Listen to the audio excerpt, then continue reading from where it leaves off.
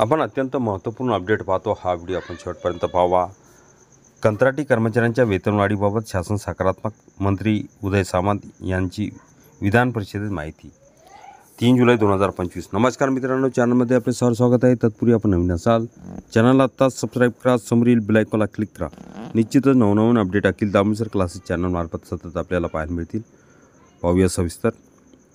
कंत्राटी कर्मचाऱ्यांच्या वेतनवाढीबाबत महाराष्ट्र शासन सकारात्मक असून लवकरच यावर निर्णय घेतला जाईल, अशी माहिती उद्योगमंत्री उदय सामंत यांनी विधान परिषदेत दिली। ते एका लक्षवेधी सूचनेला उत्तर देताना बोलत होते। यावेळी राज्यातील सर्व महानगरपालिका आणि नगरपालिकांच्या आकृतीबंध कर्मचारी भरतीचा आराखडा लवकरच मंजूर करण्यात येतील, असेही त्यांनी स्पष्ट केले।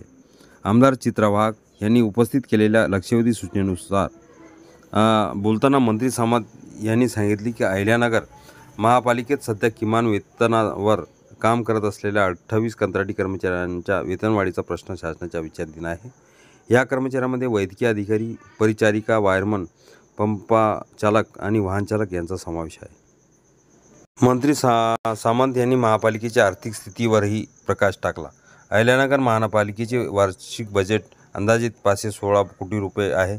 यापैकी तब्बल 61.89 खर्च करण्याच्या वेतनावर आस्थापना खर्च होतो, जो शासनाने निश्चित केलेल्या 35% मर्यादेपेक्षा जास्त आहे। यामुळे नागरी सुविधा आणि विकास कामासाठी फक्त 216 कोटी रुपये शिल्लक राहतात। सध्या महापालिकेतील 1502 कर्मचारी कार्यरत आहेत। त्यापैकी 401 कर्मचारी कंत्राटी पद्धतीने काम करत आहेत। जर ह्या 28 कर्मचाऱ्यांना कायम करण्यात आले तर इतर कंत्राटी कर्मचारीही कायम नियुक्तीची मागणी करतील। यामुळे महापालिकेच्या आस्थापना खर्चावर आणखीन ताण पडेल, जे सध्याच्या परिस्थितीत व्यवहार्य नाही, असे मंत्री सामंत यांनी स्पष्ट केले।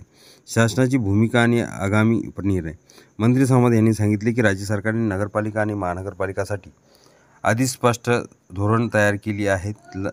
लागबागे योजना तसेच सफाई कामगार आणि इतर सर्वांगासाठी न्याय देणारे महत्त्वपूर्ण निर्णय घेण्यात आले आहेत। कंत्राटी कर्मचाऱ्यांबाबतीत उच्च न्यायालयाने दिलेल्या निर्देशांचा अभ्यास करून योग्य निर्णय घेतला जाईल। मुंबई महानगरपालिका वगळता इतर सर्व महानगरपालिकांमध्ये कर्मचारी भरतीसाठी आकृतीबंध मंजूर असणे आवश्यक आहे।